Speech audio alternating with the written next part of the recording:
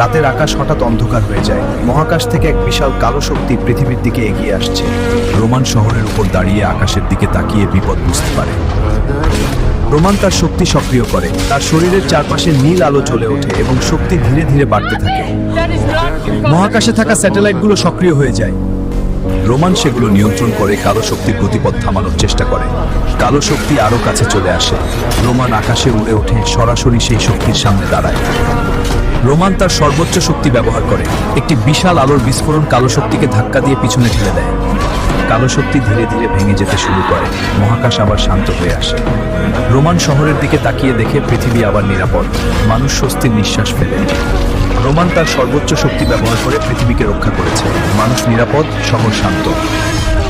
কিন্তু রোমান জানে, পৃথিবীকে রক্ষা করার দায়িত্ব সবসময় থাকবে। শক্তি বড় কথা নয়, আসল শক্তি হলো সাহস, বুদ্ধি এবং মানুষের উপকার করার ইচ্ছা।